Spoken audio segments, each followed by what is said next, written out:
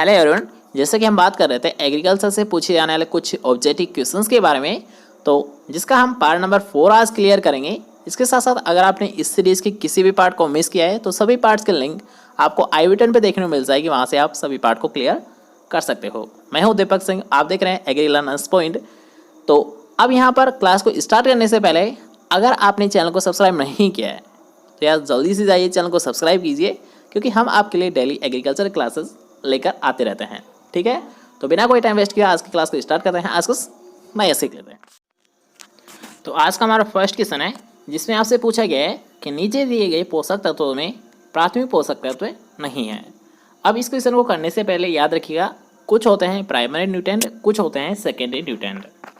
ठीक है, अब इन दोनों का आपको पता होना चाहिए कि प्राइमरी तो कौन से होते हैं और सेकेंडरी कौन से होते हैं। यहाँ पर मैं आपको क्लियर कर देता हूँ कि अगर आपसे पूछा जाता है प्राइमरी मतलब प्राथमिक पोषक तत्व तो कौन कौन से होते हैं, NP और K होते हैं, मतलब नाइट्रोजन, फास्फोरस और पोटास होते हैं।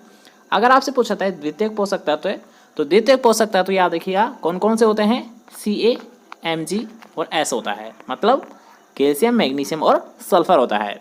मेरे साथ एक बार रिपीट करिए कि प्राथमिक पोषक तत्व कौन कौन से होते हैं, NP और K होते हैं, मतलब नाइट्रोजन, फास्फोरस और पोटास होता है। द्वितीयक पोषक तत्व कौन कौन से होते हैं, कैल्शियम, मैग्नीशियम और सल्फर होता है। ठीक है, अब ये याद हो गया आपको। तो अब आते हैं हमारी क्वेश्चन पर। तो आपसे पूछा क्या गया है कि इनमें से प्राथमिक पोषक तत्व नहीं है। ठीक है, तो पहले आप देख लीजिए कि N आ रहा है, P आ रहा है और K आ रहा है। ठीक है, मतलब ये तो प्राइमरी न्यूट्रेंट है, लेकिन अगर हम बात करते हैं S मतलब सल्फर, तो सल्फर क्या होता है, एक द्वितीयक पोषक तत्व होता है। तो आपका राइट आंसर क्या होगा, सेकंड ऑप्शन ही होगा। क्यों? क्योंकि इसी क्वेश्चन में आपसे क्या पूछा गया है कि प्राथमिक पोषक तत्व कौन सा नहीं है, तो आपका राइट आंसर क्या है, सल्फर नहीं है। ठीक है, तो नेक्स्ट क्वेश्चन की ओर बढ़ते हैं। नेक्स्ट क्वेश्चन आपसे पूछा गया है कि कीटों का वर्गीकरण एवं नामकरण किस नियम और शाखा के अंतर्गत आता है। अब यहाँ पर याद रखिएगा, यहाँ पर आपसे पूछा गया है कीटों का वर्गीकरण एवं नामकरण।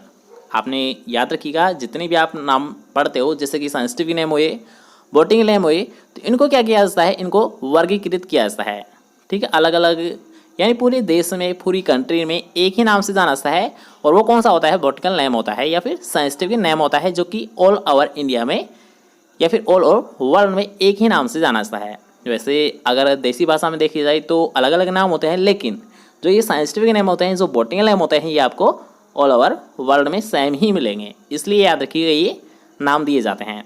ठीक है, तो यहाँ पर यही तो आपसे पूछा गया है कि कीटों का वर्गीकरण एवं नामकरण किस नियम एवं शाखा के अंतर्गत आता है, आकारिकी के अंतर्गत, शारीरिक के अंतर्गत, वर्गीकी के अंतर्गत या फिर पारिस्थितिकी के अंतर्गत। तो याद रखिएगा अगर हम बात करते हैं जो वर्गीकरण और नामकरण, तो ये होता है टैक्सोनॉमी के अंतर्गत। किसके अंतर्गत होता है, टैक्सोनॉमी के अंतर्गत। टैक्सोनॉमी मतलब वर्गीकी के मतलब, ठीक है, वर्गीकी के अंतर्गत कैसा है। और अगर हम बात करते हैं जैसे कि ये जो साइंटिफिक नेम दिए हैं या फिर जो द्विनाम पद्धति है, अब इसी से संबंधित एक और क्वेश्चन पूछा था आपसे एग्जाम में, तो उसे आप नोट कर लीजिए कि द्विनाम पद्धति किसके द्वारा दी गई थी। द्विनाम पद्धति किसके द्वारा दी गई थी, तो ये दी गई थी, याद रखिएगा, कैरोलस लिनियस के द्वारा। किसके द्वारा दी गई थी द्विनाम पद्धति, ये दी गई थी कैरोलस लिनियस के द्वारा। ठीक है, क्वेश्चन याद रहेगा। नेक्स्ट क्वेश्चन की ओर बढ़ते हैं। नेक्स्ट क्वेश्चन आपसे पूछा गया है कि किस तत्व की वजह से मृदा का रंग सफ़ेद होता है। याद रखिएगा यहाँ पर आपसे क्या पूछा गया है कि किस तत्व की वजह से मृदा का रंग सफ़ेद होता है, आयरन के कारण, सिलिका के कारण, मैंगनीज के कारण या फिर इनमें से सभी। तो अगर आपसे पूछा है, याद रखिएगा, सफ़ेद रंग, तो सफ़ेद रंग किसके कारण होता है, सिलिका के कारण होता है। और अगर हम बात करते हैं सिलिका, तो इसका जो सिंबल होता है ये होता है SiO2 होता है। याद रखिएगा सिलिका का सिंबल क्या होता है, SiO2 होता है। और सिलिका के कारण ही मृदा का रंग किस प्रकार का होता है, सफ़ेद रंग होता है। लेकिन अगर आपसे यहाँ पर ये क्वेश्चन पूछाता है कि मृदा का लाल रंग किसके कारण होता है, तो मृदा का लाल रंग याद रखिएगा हेमेटाइट के कारण होता है। किसके कारण होता है, हेमेटाइट के कारण होता है। ठीक है, दोनों याद रहेंगे, लाल रंग हेमेटाइट के कारण और सफ़ेद रंग सिलिका के कारण। और सिलिका का सिंबल क्या होता है, SiO2 होता है। ओके, नेक्स्ट क्वेश्चन की ओर बढ़ते हैं। नेक्स्ट क्वेश्चन यहाँ पर आप देख सकते हो, जिसमें आपसे पूछा गया है कि गन्ने का जो फाला ब्लाइट रोग है, याद रखिएगा यहाँ पर आपसे पूछा क्या गया है कि गन्ने में जो फाला ब्लाइट रोग है ये किस पोषक तत्व की कमी से होता है, जिंक, मैंगनीज, आयरन या फिर फास्फोरस। तो आपका राइट आंसर क्या है, जल्दी से कमेंट सेक्शन में बताइए। तो याद रखिएगा, अगर आपसे कभी भी एक क्वेश्चन पूछा जाता है, वैसे याद रखिएगा एक वेरी वेरी इंपॉर्टेंट क्वेश्चन है, कई बार आपको एग्जाम में ये क्वेश्चन पूछा गया है, तो इसका आप स्पेशली याद रखिएगा कि गन्ने में जो फाला ब्लाइट रोग है ये किस पोषक तत्व की कमी से होता है। ये होता है, याद रखिएगा, मैंगनीज पोषक तत्व की कमी से होता है। दोबारा से देख लीजिए, वेरी वेरी इंपॉर्टेंट क्वेश्चन है, कई बार आपसे एग्जाम में पूछा गया है कि गन्ने में फाला ब्लाइट रोग किस पोषक तत्व की कमी से होता है, मैंगनीज पोषक तत्व की कमी से होता है। ओके, नेक्स्ट क्वेश्चन की हम बात करेंगे। नेक्स्ट क्वेश्चन यहाँ पर आप देख सकते हो, किस एमिनो अम्ल में सल्फर पाया जाता है।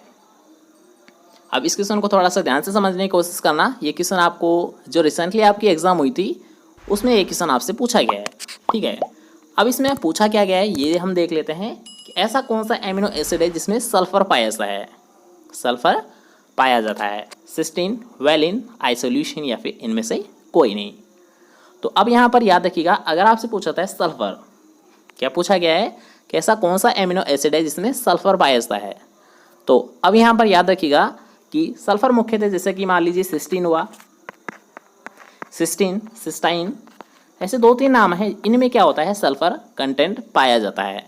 तो अब आप ऑप्शन से मैच कर सकते हो कि सिस्टीन, तो सिस्टीन इसका राइट आंसर रहेगा, क्योंकि सल्फर किस में पाया जाता है, ऐसा कौन सा एमिनो एसिड है जिसमें सल्फर पाया जाता है, वो होता है सिस्टीन होता है या फिर सिस्टाइन होता है, ठीक है। दोनों याद रहेंगे। नेक्स्ट क्वेश्चन की बात करते हैं। नेक्स्ट क्वेश्चन आपसे पूछा गया है कि ग्लाइकोलाइसिस की क्रिया केवल होती है ऑक्सीजन की अनुपस्थिति में, ऑक्सीजन की उपस्थिति में, ऑक्सीजन की अनुपस्थिति में, दोनों या फिर इनमें से कोई नहीं। तो आपका राइट आंसर क्या है, आप कमेंट सेक्शन में बता सकते हो कि ग्लाइकोलाइसिस क्रिया के लिए ऑक्सीजन की आवश्यकता होती है या फिर नहीं होती है। ऑक्सीजन की आवश्यकता होती है या फिर नहीं होती है, ठीक है। तो याद रखिएगा, अगर आपसे पूछता है ग्लाइकोलाइसिस की जो प्रोसेस होती है, जो कंप्लीट जो प्रोसेस होती है या फिर इसकी जो कंप्लीट साइकिल होती है, इसमें याद रखिएगा ऑक्सीजन की आवश्यकता भी होती है और नहीं भी हो सकती। मतलब याद रखिए, इसके लिए दोनों ही राइट आंसर रहेंगे, क्योंकि ग्लाइकोलाइसिस क्रिया है, इसमें ऑक्सीजन की ज़रूरत भी होती है और ऑक्सीजन की ज़रूरत नहीं भी होती है, ठीक है। नेक्स्ट क्वेश्चन की हम बात करते हैं। नेक्स्ट क्वेश्चन आपसे पूछा गया है कि हरित क्रांति मुख्यतः सफल रही। अब यहाँ पर याद रखिएगा कि फर्स्ट ऑप्शन आपको देख रहा है धान के लिए, गेहूं के लिए, सी ऑप्शन आपका मक्का के लिए और डी ऑप्शन आपके लिए उपयुक्त सभी। तो आप क्या मानते हो, इसका राइट आंसर क्या रहेगा।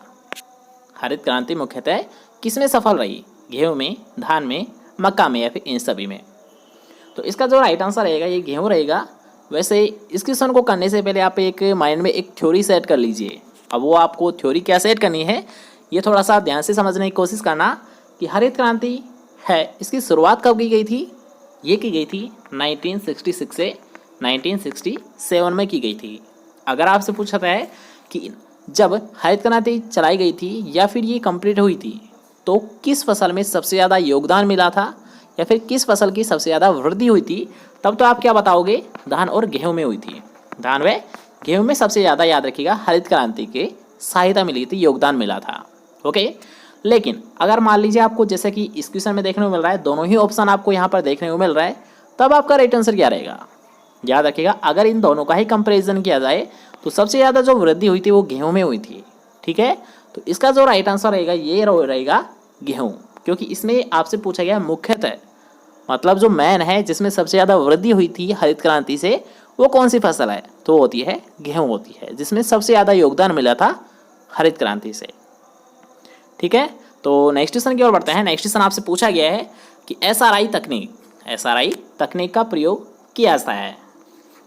अब एसआरआई मेथड तो आपने पढ़ा ही होगा, कई बार आपको क्वेश्चन में देखने को मिल जाता है श्री, तो आप कैसे ही मान सकते हो एसआरआई या फिर श्री। तो ये जो मेथड है ये किस फसल से संबंधित है, धान से, गेहूं से, मक्का से या फिर मूंगफली से। तो सभी को पता होगा लगभग। तो सबसे पहले हम इसके बारे में बात कर लेते हैं कि एसआरआई होता क्या है। तो एसआरआई की बस आपको डेफिनेशन मतलब फुल फॉर्म याद रखनी है, ठीक है। फुल फॉर्म आपसे पूछी जा सकती है क्योंकि एक कॉमन क्वेश्चन बनता है ये कि एसआरआई की फुल फॉर्म क्या होती है। तो एसआरआई की फुल फॉर्म आप नोट कर लीजिए कि सिस्टम ऑफ राइस इंटेंसिफिकेशन क्या होती है। दोबारा से मेरे साथ बोलिए कि system of rice intensification, system of rice intensification SRI की फुल फॉर्म होती है, ठीक है। और एसआरआई का संबंध किससे होता है, किस फसल से होता है, धान फसल से होता है। किससे होता है, धान फसल से होता है। ठीक है, दोनों क्वेश्चन क्लियर होते हैं। नेक्स्ट क्वेश्चन की हम बात करेंगे। नेक्स्ट क्वेश्चन यहाँ पर आप देख सकते हो कि निम्न फसलों चक्रों में से कौन सा फसल चक्र मृदा पोषक के स्तर को बढ़ाता है। क्वेश्चन नहीं समझ आया, दोबारा से देख लीजिए कि इनमें से आपसे पूछा गया है कि ऐसा कौन सा फसल चक्र है जो क्या करता है, मृदा के पोषण तत्व को बढ़ाता है। मृदा का जो पोषण का स्तर है उसे क्या करता है, इंक्रीज करता है, घटाता नहीं है बल्कि क्या करता है, इंक्रीज करता है। अब पहले आप ऑप्शंस देख लीजिए, उसके अकॉर्डिंग हम राइट आंसर को चुनेंगे कि आपका राइट आंसर क्या रहेगा। ठीक है, तो सबसे पहले हम यहाँ पर ए ऑप्शन है ज्वार गेहूँ, बी ऑप्शन में आपको दे रखा है धान गेहूँ, बाजरा गेहूँ और मूंगफली गेहूँ। तो आपका राइट आंसर क्या है कि इन चारों में से ऐसा कौन सा फसल चक्र है जो क्या करेगा, याद रखिएगा, मृदा की पोषण स्तर को, मृदा के पोषण स्तर को इंक्रीज करेगा। तो पहले आप सही से नोट करिए, क्वेश्चन को थोड़ा सा सही से आप पढ़िए कि ज्वार गेहूँ, धान गेहूँ, बाजरा गेहूँ या फिर मूंगफली गेहूँ। आपको क्या लगता है आपका राइट आंसर क्या होगा। तो याद रखिएगा, अगर आपसे पूछता है ज्वार गेहूँ, धान गेहूँ और बाजरा गेहूँ, तो ये सभी क्या है, ये फसल चक्र या फिर क्रॉप रोटेशन में उपयुक्त नहीं बैठते हैं। क्यों, इसका रीज़न क्या रहता है, क्योंकि ये सभी क्या है, ग्रेमिनी फैमिली के सदस्य है। और आप क्रॉप रोटेशन में दोनों, मान लीजिए एक आप फसल ले रहे हो और दूसरी आप फसल ले रहे हो, ये दोनों ही सेम कुल की नहीं होनी चाहिए। क्रॉप रोटेशन का मतलब यही तो होता है कि अगर मान लीजिए इस सीज़न में आपने ग्रेमिनी ले ली तो आप नेक्स्ट सीज़न में जो ग्रो करोगे वो ग्रेमिनी की नहीं होनी चाहिए। वो किसी की भी हो सकती है, जैसे कि मान लीजिए लेग्यूमिनेसी की हो सकती है, आप किसी की भी ले सकते हो, जैसे कि मान लीजिए पेडिलिएसी हुआ, लाइनेसी हुआ, पेपलिनेसी हुआ, किसी की भी मान लीजिए, बस उसकी सेम नहीं होनी चाहिए। ठीक है, इस बात का आपको हमेशा ध्यान रखना होता है, क्योंकि ये याद रखिएगा फसल चक्र का सिद्धांत होता है कि एक बार जो ग्रो कर दी वो नेक्स्ट सीजन में नहीं आनी चाहिए। ओके, तो ये तो क्रॉप रोटेशन का परिपालन नहीं करते हैं, लेकिन मूंगफली और गेहूँ, मूंगफली क्या है, लेग्यूमिनेसी है, और गेहूँ क्या है, ग्रेमिनी का सदस्य है, मतलब ये उसका परिपालन करता है। तो हमारा राइट आंसर क्या रहेगा, फोर्थ ऑप्शन रहेगा। क्यों, इसका रीज़न आपको बता ही दिया गया है, क्योंकि इन सभी की फैमिली सेम है, इसलिए ये क्रॉप रोटेशन में उपयुक्त नहीं बैठती है। लेकिन मूंगफली और गेहूँ ये दोनों ही अलग अलग फैमिली के हैं, मूंगफली और गेहूँ, तो ये क्या करता है, मृदा के पोषण स्तर को इंक्रीज करता है।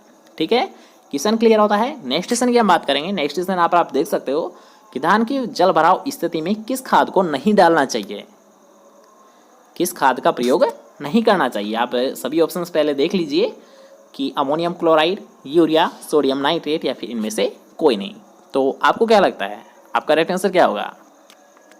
याद रखिएगा, क्वेश्चन को थोड़ा सा ध्यान से समझने की कोशिश किया कि धान की जलभराव की स्थिति में किस खाद को नहीं डालना चाहिए। जलभराव स्थिति मतलब वाटर लॉगिंग जो कंडीशन रहती है धान फसल में, तो इसमें किस खाद का प्रयोग नहीं करना चाहिए। तो याद रखिएगा, इसमें हम यूरिया का प्रयोग नहीं करेंगे।